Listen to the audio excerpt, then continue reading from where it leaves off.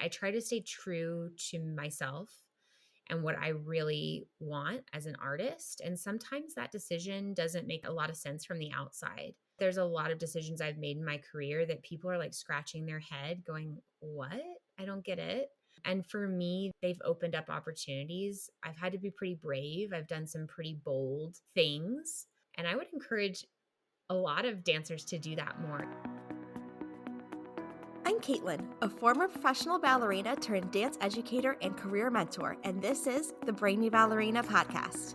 I am here for the aspiring professional ballerina who wants to learn what it really takes to build a smart and sustainable career in the dance industry.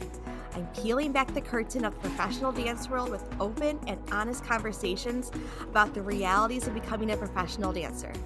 Come along to gain the knowledge and inspiration you need to succeed in a dance career on your terms. Hello and welcome to the Brainy Ballerina podcast. I'm your host, Caitlin Sloan, and I am joined today by Emily Speed. Emily is the artistic director and founder of AVID Dance, a new project-based dance company that presents classical ballet through a modern lens. Throughout her career, she has danced for Ballet Tucson, Alabama Ballet, Colorado Ballet, and Ballet Idaho, and she currently appears as a principal guest artist across the country. Thank you so much for joining me today, Emily. I'm so excited to chat with you, and I want to start by asking you, why did you take your very first dance class? Oh, I took my very first dance class because my mom needed something to do with me. I was really, really high energy. And I think that there was a dance class just right around the corner from our house. And I was 3-ish, I believe. And she was just like, that seems like a really great thing to do to get her energy out. I don't think she realized that it was going to have such an impact on my life. Right? Were you hooked right away? Yeah, I liked it from the very beginning. It was just the movement and a way for me to focus and channel my energy, but also be able to move, which really resonated with me. What was your training like growing up? My training was a bit of a mix. I started my original, very first Nutcracker at Denton Ballet Academy with the Festival Ballet. And that was just right around the corner, maybe 15 minutes from my house. I grew up in a really small town, and Denton was the closest place. Denton's a college town. So they had this amazing Nutcracker, and he brought in lots of guest artists. And actually, it was where I saw my very first professional dancer dance. So it had a really meaningful impact on me. And I think that seeing that that was something that I could do as a young 4, 5, 6 year old was extremely important. And it was so inspiring. And that was my teacher, Hugh Nini. And Mr. Nini was a very good teacher, very disciplined. Technique at the bar was very important. I struggled with that as a kid. I think it's already kind of obvious that I was active. Now I know I have ADHD. And so that was something that I sometimes struggled with, looking like I was paying attention, although I think I absorbed more than he thought. And so he recommended when I was 12 that I go off to a summer intensive. And at the summer intensive, I ended up going to Kirov Academy, and they had, Russian training, Vaganova training. And they recommended to my mom that I find a teacher that had that style of training. And so that's when we started kind of looking for other teaching, but I stayed with my first ballet teacher for a few more years and just got some supplemental lessons. And then eventually I moved on and started training with Marina Almaiva. She was from Perm. And so I had very Vaganova training. I did YAGP. I love some things about YAGP. I think that if you get too focused on the competition aspect, it can be detrimental. But for me, it gave me lots of performing experience and lots of confidence as a soloist. And I think that was really important in my career. What was your transition from student to professional like? Well, that was an interesting transition because I had opportunities to go off to school, and my parents were just really adamant that I stay at home. And at the time, that was really hard for me. I was really disappointed. I wanted to go off. But I think looking back, that it was really a good thing. I stayed with my family. I think my relationship with my brothers is closer because I was at home. And I think that I was more grounded as a person before going into a professional environment, which was really helpful as a human being, first of all. And then second of all, as an artist, I think that can be really helpful. I had some interesting gaps in my training because I was training at a school that my teacher had just started her school. Certain things were really great because she had me teaching the younger kids all the way up to 10. And so I had a ton of teaching experience as an 18, 19-year-old that I think a lot of people don't have. And she was coaching me on how to teach them. It wasn't just I was guessing, I was getting instruction. But then on the other hand, I was the only dancer at the school in my age, my peer group, and my level. So I wasn't exposed to really anyone else that was trying to do this as a profession. And I remember my first Corps de Ballet rehearsal asking someone what the eighth mark was. So, there were some learning curves. Gosh, I wish that there's a Corps de Ballet one-on-one class that people could take right before they entered a company. Yes. I think it would be so helpful. I got the one-on-one, not maybe the class, but the life experience. I think the first 2 years of my professional career, I was trying to learn how to dance in the Corps. It's not that I didn't want to dance in the Corps. I wanted to be dancing in that. That's what I wanted to be doing. That's what my peers were doing. And I was so excited to be there. But I had a lot to learn. It's completely different than dancing by yourself. Maybe we should do that. Maybe we should start a Core Work 101. Yes, I totally agree. It's a very different skill. Like, I was lucky enough to be in an environment growing up in my pre-pro school that I went to where we had a student company and you auditioned for it and then you rose through the ranks of the company, like trainee, apprentice, company member. So you did all the Corps de Ballet work. You learned how to do that. Then you got to do the soloist roles, principal roles. There was a progression. And that definitely made a difference for me going into a career because I had experienced every level of that. Now, it was hard to go from getting to feel like you're kind of a big fish in your small pond. I got to do those principal roles, and then all of a sudden I felt like I was back again. So it was hard to kind of feel like you're regressing, even though you, of course, are progressing into a professional career. It's a whole different ballgame. Mm-hmm. I 100% agree that if a dancer is not getting that core experience, to try to seek that out because it does make a difference. Definitely. What is cool though about that experience of going into a company and having a gap and having somewhere that you aren't necessarily I wasn't automatically able to run at the same pace, I guess would be a way to say it, is it just made me so aware throughout the rest of my career of somebody that might be really talented, but have some sort of gap that's not necessarily their fault. And just to have some patience with those people. When I was 5 years later, when I was a senior core person and I didn't want to have to run something again, I would remember, well, what about when you were that person that we were having to run it again for? And you needed to do it again because you needed the muscle memory. You needed to try it again. On the other edge of that sword, as hard as it was, I think it gave me some perspective later in my career, which is important. Absolutely. You've danced for so many notable companies throughout your career. How did you decide when it was time to make changes? Well, I have a very unique story of my journey with Colorado Ballet, which was where I spent the majority of my career. So I was in studio company. And like I said, I was struggling with the core work. There were some things that I had some gaps. And so usually Gil gives typical is 2 years in studio company. But he actually did not give me a second year in studio company. He said, you look great when you're dancing by yourself. We just can't use you.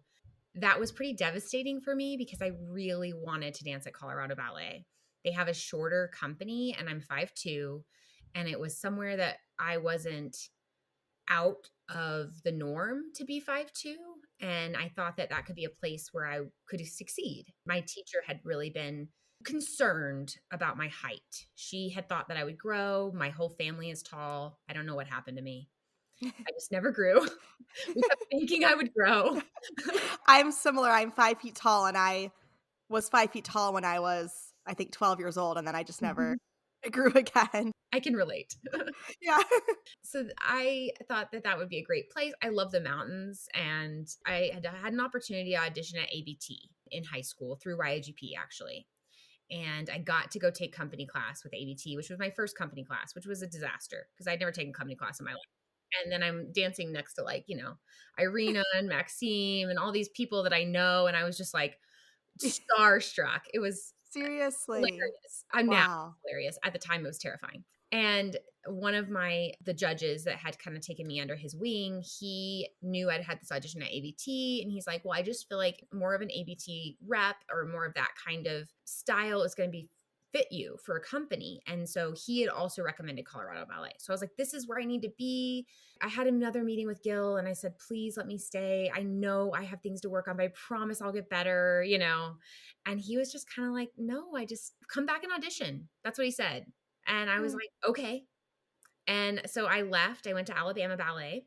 That's really where I learned to do core work. Tracy Alvey was there at the time, and she had been a principal with the Royal Ballet. I think there was a class that year where she gave me a correction every single combination in her technique class. She was just giving me so much feedback. Sometimes it was a lot, but I did grow a lot. And I had made a couple friends in the company there that were a little bit older than me and were kind and helpful, and they knew I wanted to grow. And they really, like, when I would do something that I didn't understand why she was upset, they'd be like, well, this is why, you know, and they'd kind of break Mm. it down for me. And I'd be like, oh, okay, got it. That was a really great learning curve for me being there. And I actually, for the very first time, I got cast to dance something that not all the company was cast in the first cast, and that was Serenade. And that was a Corps de Ballet, and I was so proud of myself for getting Mhm. cast to do Corps de Ballet. And they had me understudying some soloist stuff. But to me, what I was proud of during that Mhm. time was that I got cast to dance in a Corps de Ballet piece, and they chose me to do it, and I got to go in and I got to do it every rehearsal. So anyway, so Serenade's a very special ballet for me. It was also my first principal role eventually later in my career. Serenade's a special ballet for everyone, I think. Yeah. I've never even danced it, and it's special to watch. Yeah. So that's kind of how I ended up in Alabama. Long story, because I'd had the learning curve, they weren't going to promote me essentially right away because they kind of wanted to see me for another year. And I felt like I had really taken such huge strides and I was ready. And I needed to really get a paycheck. I was waiting tables every night until midnight and working doubles on the weekends. And it was just too much. I needed to get paid to dance, at least something. We were doing a Lilac Garden at the end of the season, and I got cast in it over some of the company dancers. I was an apprentice at the time, Mhm. and I got cast to dance it. Amanda McCarrow and John Gardner had come to Colorado Ballet when Oh. I was there.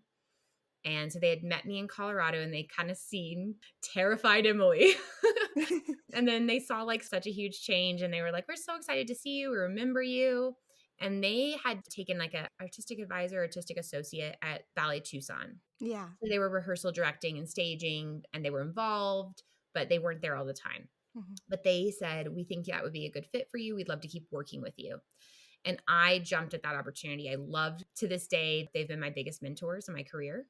And so I went to Ballet Tucson and was there and worked with them for 2 years. We had kind of had the conversation that it was time for me to start auditioning for a bit bigger company. That's kind of how I came back around and eventually auditioned again for Colorado Ballet. And then my first season at Colorado Ballet, I did principal roles. So it was a cool comeback story, definitely an underdog story.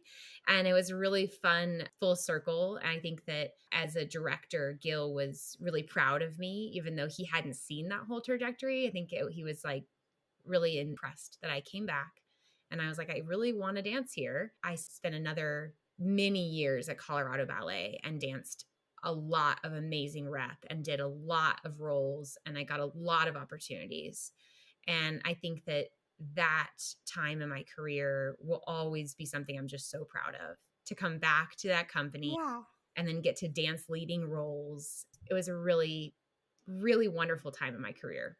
Yeah, what a testament to, I think a lot of times dancers feel like if they get a rejection from a company 1 year, they don't want to go back. You Hmm. know, it feels like, well, they didn't like me. Why would I go back there again? And it's just such a good testament to hear that you were like, this is where I really do think I belong and I feel that. And I just need to go get a little more experience and try again. And look what happened. So I think that's really inspiring to hear.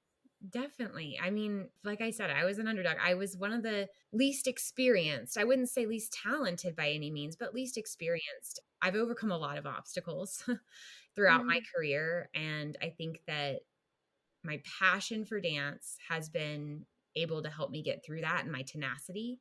how special for Gil to recognize that. That's really cool for a director to say, wow, I mean, that's impressive to me. And I'm sure he sees a lot of dancers, and I'm sure that's really hard. He's seeing dancers all the time, and he's managing lots of careers essentially. I think that that was a really special moment to have with a director. I don't know that a lot of people get something like that. There is so much dancers need to learn as they pursue a professional dance career. It can be completely overwhelming. Where do you even start? With your intention. To me, this is the first step in defining success on your terms. Once you have an intention for your career based on your core values, you can begin to hone in on a strategy to make your goals a reality. But without it, you will always feel out of alignment, out of control, and ultimately unfulfilled in your career. So, how do you figure out what success means to you? With the Brainy Ballerina Intentional Career Handbook. This is not just your ordinary book. The Intentional Career Handbook walks you through everything you need to think about as you embark on your dance career. With over 50 guided question prompts, you will dive deep into determining what really matters to you in a dance career based on your individual core values. By the end of this handbook, you will not only be crystal clear on your goals, but in the mindset you need to make it happen. Tap the link in the show notes to download your copy today and start pursuing your dance career with intention. From Colorado, did you move into freelancing? I did. I kind of felt like I had gotten to the place in a way I hit my ceiling. And I didn't think I had hit my ceiling as a dancer or an artist, but I felt that I had hit where the staff felt I was going to go. And that's okay. But I felt like I still had more that I wanted to explore. And they saw me in a very specific set of roles. And I wanted to start exploring outside of that set of roles. And I knew to do that, I needed to go somewhere else. And that's okay. That's just part of an evolution of a career. And so I had been thinking about auditioning, and I had a pretty major injury. Actually, I'd already been auditioning. I broke my foot in the fall. Unfortunately, it went misdiagnosed. I fractured my Liz Frank joint, and then dancing on it, I developed a stress fracture in my lateral cuneiform. So those are the bones that make up your arch. So essentially, I had fractured two of the bones of my arch. I eventually had to get surgery, but it took a while to get diagnosed. It's a kind of a unique injury that really affected my ability to audition, but I had already made the decision that I knew I needed to move on. And I think sometimes that if you stay somewhere, as beautiful as the time at Colorado Ballet had been, I felt like I needed to do something more than I was doing there. I remember actually telling Amanda, who's been this amazing mentor to me, I just remember saying like, well, if I come to resent the people or the place or my career, to me, that would be a failure. And I don't want to be resentful of a time that I'm really proud of and I had a really wonderful time, but it's time for me to move on. And if I stay, I think that's what's going to happen is I'm just going to feel resentful and I won't be able to remember this as a beautiful time in my career. And so I made the decision. I was still injured. I told Gil I think he was pretty shocked. I think it's pretty rare for a dancer to quit their job when they're injured. And I didn't quit. I just didn't re-sign my contract. And I was still doing my rehab. And so I moved to New York. I mean, I had a pretty tough rehab for my surgery. I ended up having surgery at Stedman Clinic in Vail. That is the Olympic Surgery Center. So one of the best surgery centers in the country. It's where Wendy Whalen had her hip surgery. They had never done this surgery before. So I was dealing with an uphill battle and I knew that, but I was very confident that I would make it back to dancing. But about a year and a half out of my surgery, I was rehabbing with some really great PTs in New York. And the doctor in New York was consulting with my doctor in Vail. And he eventually just kind of said, well, you just might not make it back to the same level you were at before.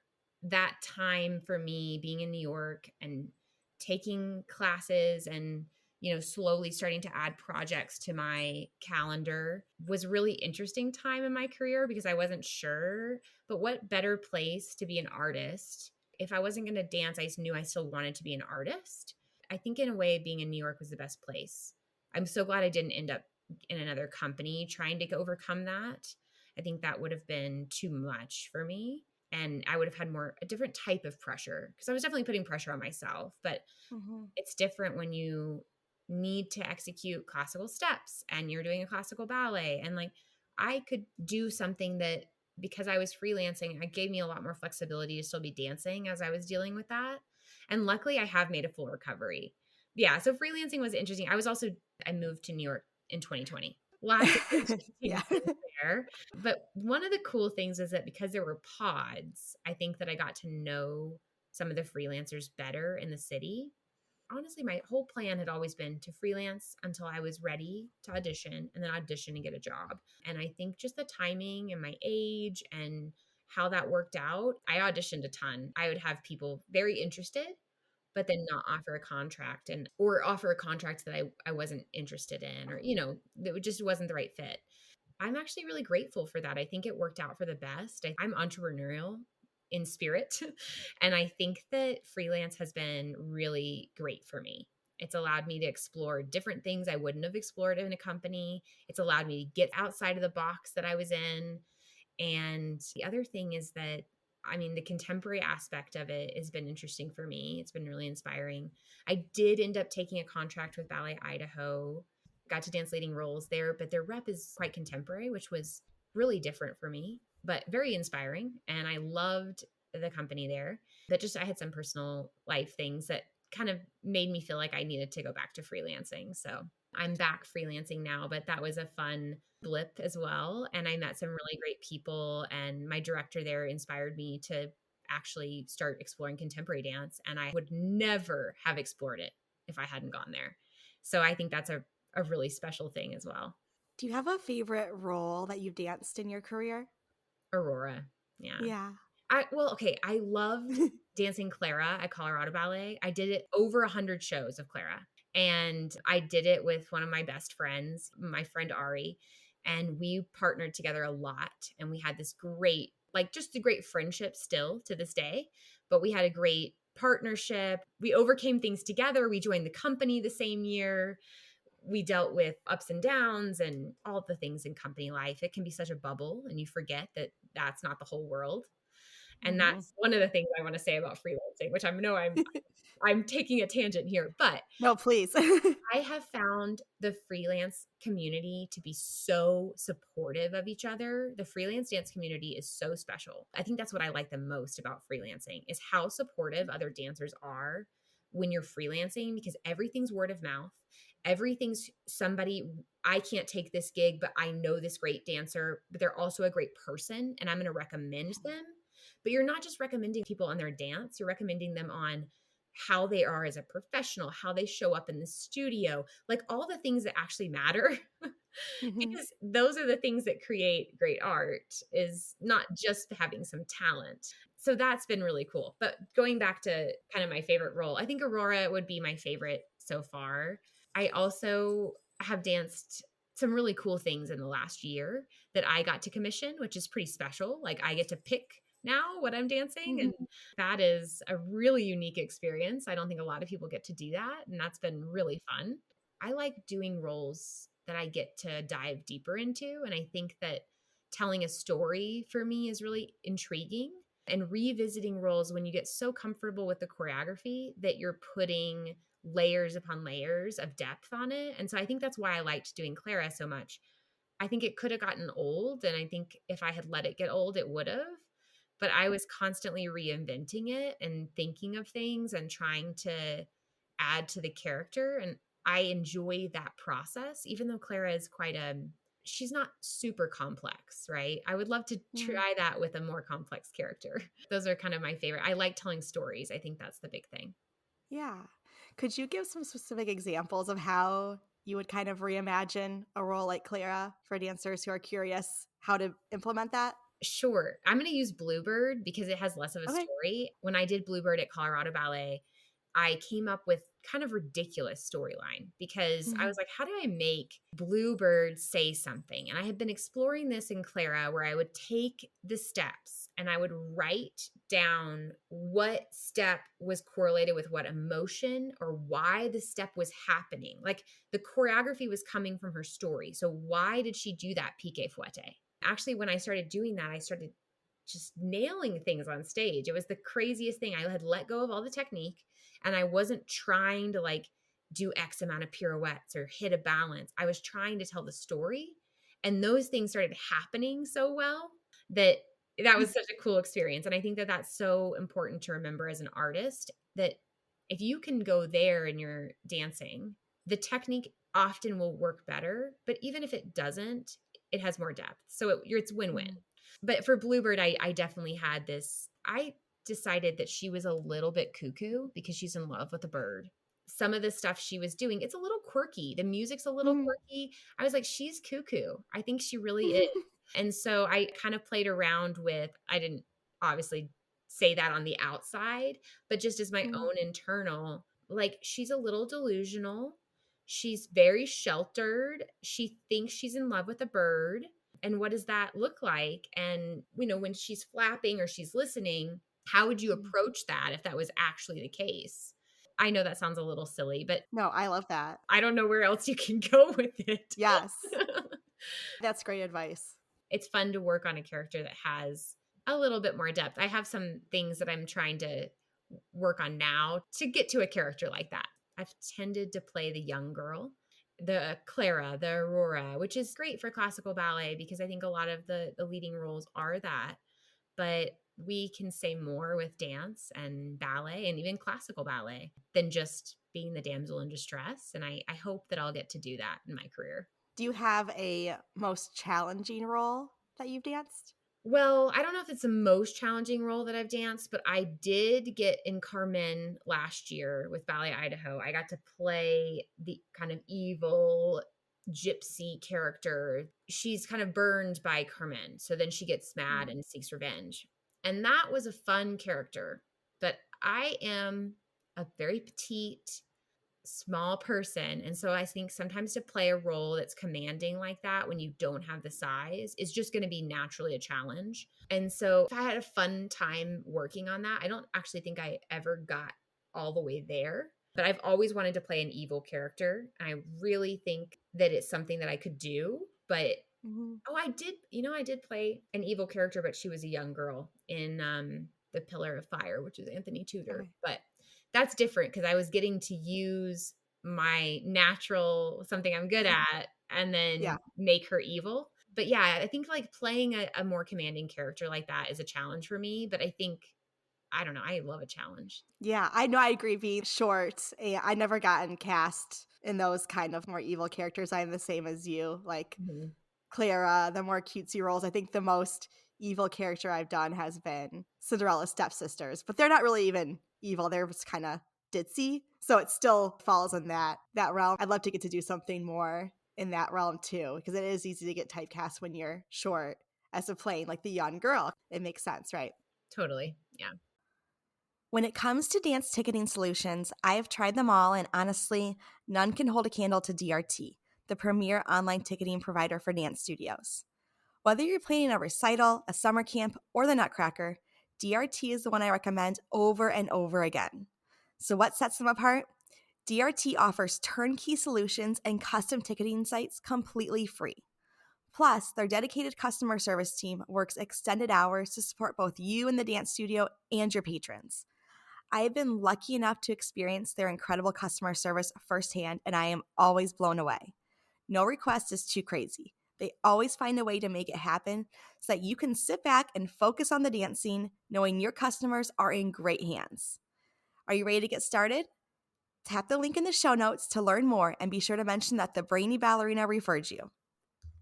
Okay, I want to talk about AVID. So, can you tell me how AVID Dance started? Did you always see yourself directing a company? No, I did not see myself directing a company. I knew I wanted to be involved in the dance world when I was done dancing, though. Realizing that my career wasn't going to take this path that I thought it would, I thought I would be back in a classical ballet company. I wanted to do the classical full lengths, and kind of realizing that I was contemplating, well, what do I do next? And this was when I was auditioning still. So I hadn't gotten the job with Ballet Idaho yet. I had been asked by a nonprofit, or I had been chatting with a nonprofit about producing a show. So I'd already started coming up with like, if I were going to produce, what would I want to commission? Who would I want to dance? I'd already started that brainstorming process. It didn't work out, which is okay. But I all of a sudden was thinking, okay, well, I already have this idea of this show and I still want to do it. And I find that interesting. And the thought of getting to kind of have a little bit of direction in where my career was going was really appealing. And so I decided to do it anyways. And there's so many good dancers out there that I see all the time in New York, freelancing, or even in other cities that are, that don't have full-time jobs. And I was like, there's so many dancers that need opportunities. So I'm just going to create this. And I thought it would be like a once a year performance that happened. I didn't really know what my goal was. It was just to create a show the first time and then I would see from there. And it quickly became much more than that. And I realized I know I'm entrepreneurial. I have a good business skill set. I have a real estate business that I run, and I have some investments in my Roth IRA and some things like that. So I had some knowledge and experience of just general business. Not that I have a lot, I'm working on it. And that was really intriguing to me, to get to use the other side of my brain, to get to provide opportunities for people. And so that's kind of how it started. It has morphed into something more than I intended, but I think that's pretty cool. It is cool. So initially it started off as maybe one project, but now can you talk about what the structure is and what you're doing? Sure. So our structure right now and what we did in 2024, which was our first year. So our very first performance was in New York City last June. I had been thinking it would be great to take it to Colorado. We are technically a Colorado organization, but at that point, it was still so new. We were fiscally sponsored. We were still figuring out what was going to be best and what it was going to look like. But I had a pretty strong feeling. We had gone to Colorado for some open rehearsals, and it's kind of my adult life. That's where I've lived the most. And so I really wanted to get us out there, and we were able to do that. So we did our show in New York. We did well enough financially. We could swing making Colorado happen. And we performed in Avon at an outdoor pavilion, which is a beautiful space. It's actually one of the stages that Ville Dance Fest uses in their festival. And then we also performed at the Newman Center in Denver, which is one of the stages I had danced at in Colorado Ballet. They no longer dance there anymore. They dance everything at the Opera House, but it used to be that one of the triple bills would be on that stage. So I knew the theater well, which was helpful. I had danced at both venues. So we were able to bring it to Colorado, which was really exciting. This year, we're going to do the same thing. The venue we're going to use in New York is Symphony Space, which is a much better, bigger venue, and people know where it is. They know of it. Not everybody maybe, but it has some name recognition, which is nice. Yeah. We're also going to be doing a 4 to 6 city tour across Colorado. We know that we're doing Telluride, Avon again. I'm sure we'll do Denver Metro. I have 2 venues I'm working out right now. I'm talking with 2 other venues right now in the mountains. Hasn't been finalized yet, but we'll be close to 5 cities, somewhere between 4 and 6. And I think that's a pretty big increase compared to last year, which is exciting. We're also working on some ideas for a full length storyline based commission for 2026. And also we're kind of looking into the future about where we want our rep to go and what we want for that. So that's pretty exciting. I would not have expected that we would be, well, I wouldn't say this far along. I don't know what that really means. I wouldn't expected that we would have all of this momentum that we've had. And people are really excited about what we're doing. And that's really inspiring for me. It makes me want to keep pushing forward and doing it. Yeah, you present classical ballet through a modern lens. Can you talk about what that means? What kind of work you're doing? Sure. So one of the things that I kept thinking if I was going to present something of my own or direct a company was I need to listen to what I keep hearing as criticism for the classical ballet world. And a lot of what I've heard is basically that these stories do not relate to today. And as a complete Rena and Bunhead. That was really hard for me to accept and hear, honestly. I was like, no, these are so important. And I do still believe that. But I Mm, think that each generation has to create our own art and we have to move our art form forward. And I want to be part of this generation's creation and giving back to our art form. What will people say about this generation's art? I want to be a part of that. And even in a small way, that's the goal, is to help artists, choreographers, dancers say something with their art and say it in a way that's approachable to today's audience, because I want ballet. I love it so much. I want it to relate to as many people as possible. And I think if we don't work on how do we relate to people, then we're only going to keep relating to the same audiences. And to me, that's not really, it's not bad. It's just not enough. I think we need to relate to more mhm. people. Yeah, I think a lot of people feel like ballet is not for them or it's Hmm. stuffy or elitist. I agree. If we want to see our art form continue to flourish, we need to grow the audience base, make sure that everyone feels like it's a place they could come to and feel seen. Exactly. I want to make ballet more approachable. I want to tell stories that are different. Right now, our rep is a mixed rep, and we've done our Pinot, so pretty classical, neoclassical, and then we've done new works that are created. So we've done a really wide range of things. And I wouldn't necessarily say that you couldn't call a lot of what we do contemporary ballet. But the reason I say classical ballet through a modern lens is because classical ballet is my passion, and I want to keep the integrity of classical ballet, but move it forward so that we don't lose it as an art form. And so that's where I get that idea from, and we'll see where it Yeah. goes. Are you doing most of the choreography for the company? Are you commissioning other people to do that? How is that working for you? I tried to choreograph last year. I mean, I did choreograph, but it's too much. I really want to still dance, and Mm-hmm. it's a very unique position to be directing and dancing. And I'm Mm-hmm. trying to figure out how to best navigate that, because you're splitting two very different things. Because as a dancer, you're really a vehicle for other people's art, although all of the choreographers I'm commissioning are very collaborative. So there's a lot of playback between the dancers and the choreographers, but then I'm also directing, and so it's a very odd position to be in. I would love to work on choreography more. I don't think that right now doing it through Avid is best for me personally. And I don't feel like I had the time and energy to fully really immerse myself in the process. If another opportunity comes outside of Avid, I'd be interested in choreography. Definitely something I want to explore in the future, but I don't necessarily feel like I need to choreograph right now for Avid. I think there's a lot of really talented choreographers out there, and I think it's really fun to get to be supportive and providing opportunities for choreographers as well as dancers, and helping more people achieve their vision and see how that goes. I think that can be just as fulfilling. So for right now, that's kind of what I'm seeing. I'm trying to work with some other people and commission works, and sometimes I have some ideas and can, say, I'm thinking this, or what about this kind of theme? Would that be something you're interested in?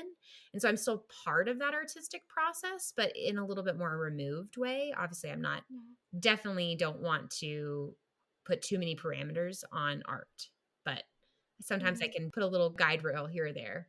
What kind of environment are you trying to create for your dancers in the studio, in performance? What's the vibe? I've had not always the best experience in a ballet company. And I don't mean that to be derogatory. I think that we are in a very high stress environment. Sometimes, it's a very demanding world, but I truly believe that we can do better in the dance world than we're currently doing. And I'm not saying that anyone is a bad person. I just think that as we continue to go forward, we need to keep making changes for the better. And that the more we can do that, the more that we can work on the environment, the better we're going to allow artists to be creative and to feel safe in that creative space. And so that's my goal. there are so many things that go behind the scenes that I think a lot of people and a lot of dancers and other artists that haven't had to do all of the things don't realize, and they can really be stressful. So I am trying to figure out how to balance getting all of those things done and then still trying to create this environment that can nurture art and inspire art. And I don't think that a stressful environment does that very well. I will say that our rehearsal process right now is quite short, which is not ideal. That's why all of the dancers that I am working with and the choreographers as well are extremely high level professionals, world class dancers, world class choreographers. And I don't think that we would be able to do what we're doing on such a small budget with such short rehearsal time if I didn't have that kind of cast. The artists are allowing us to be able to do this on a smaller budget because of their level of professionalism. And I'm just trying to support them as much as I can when we're in the studio or when we were on trips. I'm trying to make sure that at least meals are covered or at least as much as I can. And then working from that freelance environment of this encouragement towards other artists needs to be the model of like, if you win right now, we both win because our art is getting seen and it's hopefully making an impact in someone's life and not I wanted this role or whatever. And there it gets, I'm hoping that that same idea of the freelance culture will continue through this project and company. And even if we were to go full time, I think we could keep that idea of encouraging each other and uplifting each other. I don't think that you have to, in order to be great, you don't have to push somebody else down. What's drawing you to your dancers? I know that you mentioned the level of professionalism and all of that. Is there anything else that really draws you to a dancer that you want to work with? A lot of different things. One of the things that I notice first is how they react to feedback. As somebody who has had to overcome a ton of obstacles, I think that's one of the things that the biggest things that can get in your way as a dancer. And I've experienced that too, where I wasn't receiving feedback and taking it and able to utilize it. And then I've had moments in my career where I am able to do that. And I just see such a difference for myself.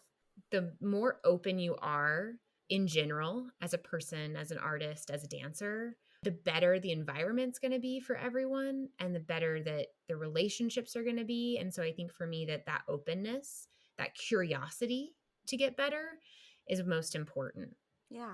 What has surprised you the most about this process of starting a professional company? Oh, that's a good question. There's been a lot of surprises, a lot of learning curves, a lot of learning curves. What surprised me the most, I think that while I knew that it was going to be hard to run a company like this financially, I think seeing the true struggle of the art world, the cost doesn't cover the creation process. Like the ticket sales don't cover it. And grant funding is really difficult to get as a new organization. So we've had to really rely on individual sponsorships. And I'm really grateful. We have some people who really believe in us.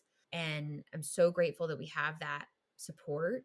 But it's hard. It's a really hard thing. And I think when you're only dancing, you just see, I need these things in order to do my very best. And so it's really easy to think like, well, they need to give us these things because otherwise I can't excel as an artist. And that's what you want, right? And it's like, yes, but it's really hard to fundraise and it's hard to, it's something that I think I've been able to work on and develop relationships with people. I find people out there that are inspired by our art, and that's really great. But it's really hard. It's a hard thing to balance. I know this is what this dancer is worth, and I know this is all I can pay them. And that's, I think, the most challenging thing. Yeah. Yeah. What's your long-term vision for AVID? Well, I am open to multiple versions, but ideally, I'd like to keep growing our tour. I'd love to go to Colorado more than once a year. Right now, we're doing a fall tour. I'd love to do a fall tour and a spring tour, and I'd love to have 2 performances in New York. So maybe a works in progress show that has a choreographer Q&A at the end of it, but that's a little bit more formal than our open rehearsal process, which we do open rehearsals often for the public. I think that's really important to keep that open rehearsal process in there. And ideally, I would love to have an open door policy at some point where you could just walk in and see a rehearsal. Because I think that from what I've heard from people, that people seeing the behind the scenes process or us not getting it the first time makes it a little bit more approachable. And then they understand more of what they're seeing on stage. And I think that's cool. I think that's a really great way to make our art more approachable. So, yeah, so I would love to keep growing. I'd love to tour outside of just New York and Colorado.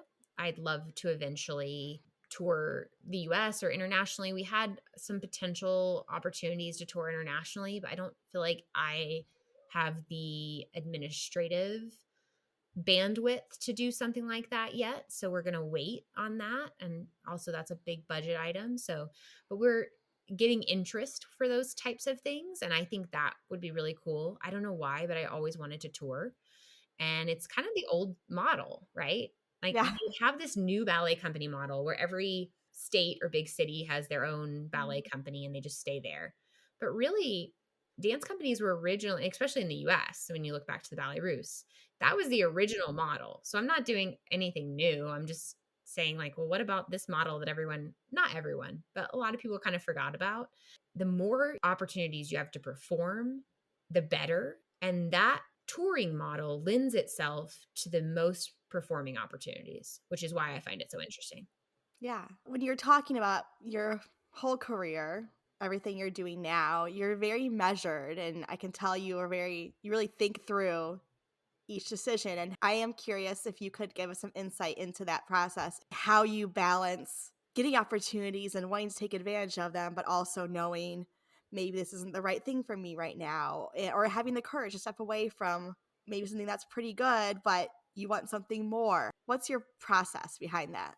Well, that is a difficult thing to do, obviously. And I think that it's Mm. something that I'm constantly navigating, but I try to stay true to myself and what I really want as an artist. And sometimes that decision doesn't make a lot of sense from the outside. There's a lot of decisions I've made in my career that people are like scratching their head, going, "What?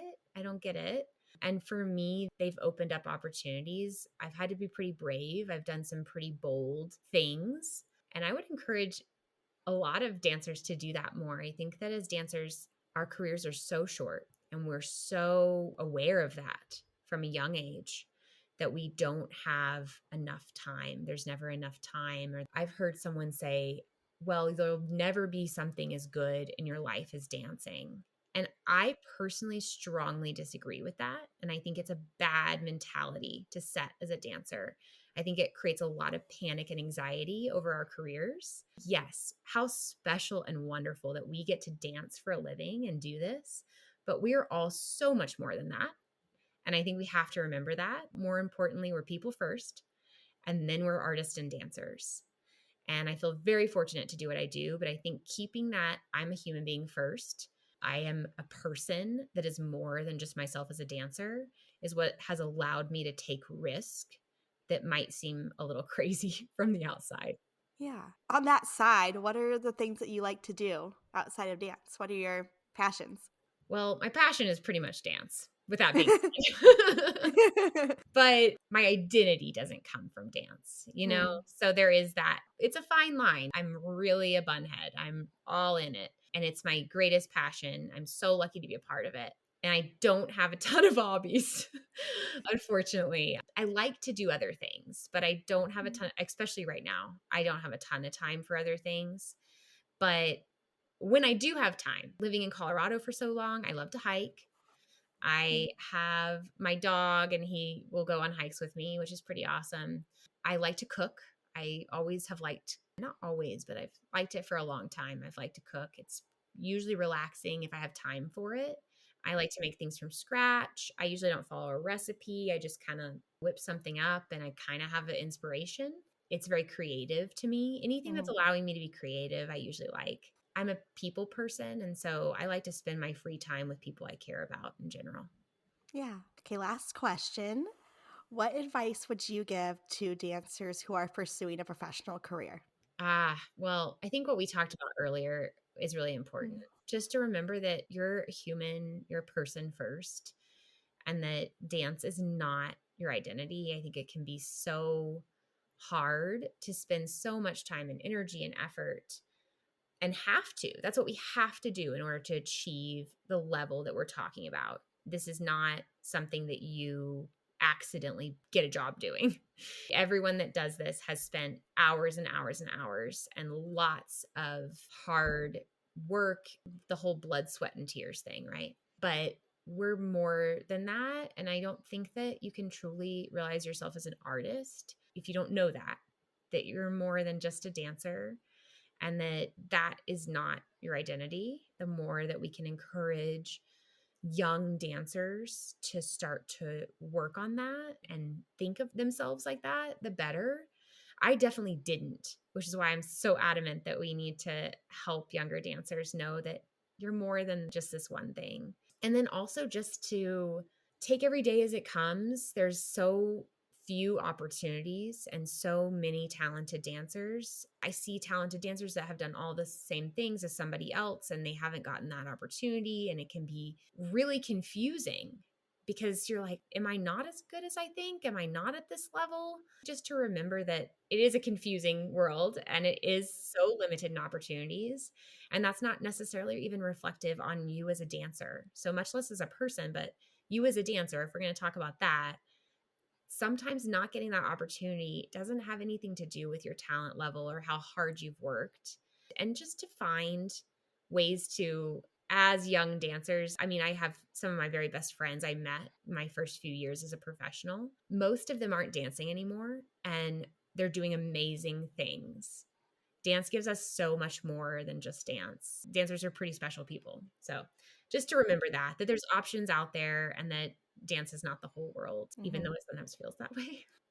Yep. Okay, this has been great. So much insight, Emily. I've loved this conversation. If anyone listening wants to learn more about you or about AVID, where can they go? Our website is www.avid, AVID, which stands for Artistic Ventures in Dance, and then the word dance. So AVID Dance, DANCE.org. And our Instagram is at AVID Dance Co. We'll have some performances coming up, season announcements coming soon with all those Colorado tour dates. And I hope that people will check it out. Amazing. Thank you so much, Emily. Thanks, Caitlin. Thank you for tuning in to the Brainy Ballerina podcast.